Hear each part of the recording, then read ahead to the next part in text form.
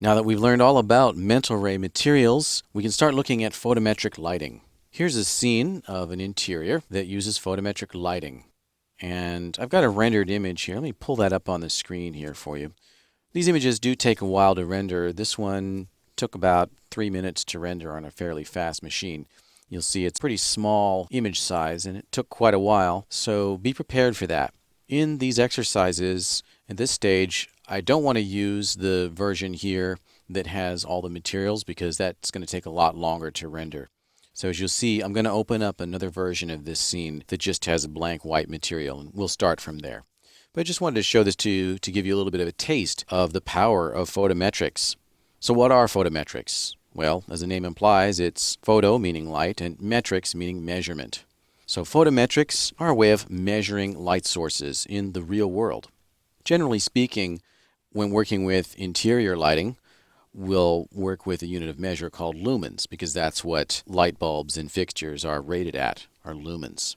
Once you have the photometric information, whether it's coming from artificial lighting source or from daylight, that information can then be used to calculate advanced lighting techniques and global illumination like ray tracing and final gather.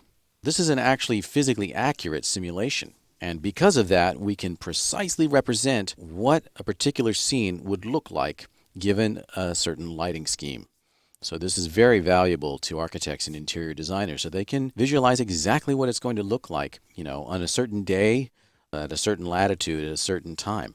Pretty incredible stuff. In order to do this properly, though, we have to follow some rules. First of all, we need to have a camera that's calibrated in some way. Just like when you take a photograph in the real world, you have to set the exposure. So I'm going to hit Alt-W and go out to show you that I've got some cameras in this scene. I'm going to open up my layer manager and make the cameras visible.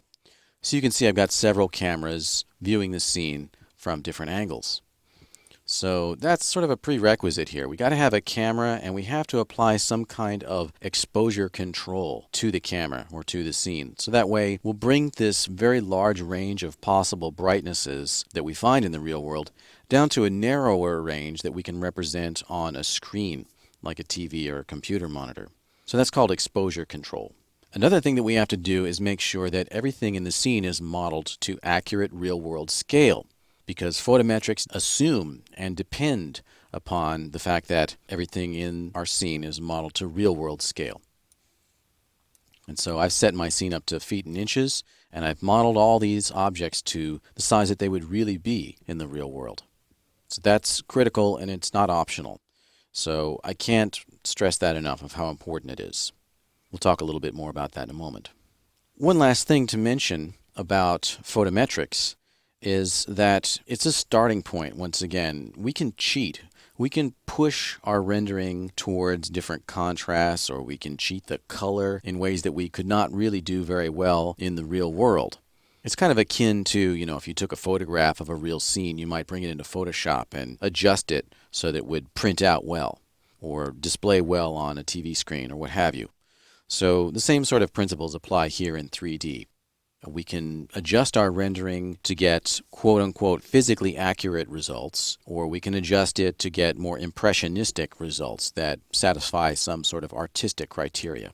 So that's a little bit of an introduction to the concepts behind photometrics. Let's dig in and we're going to take a look at modeling to scale.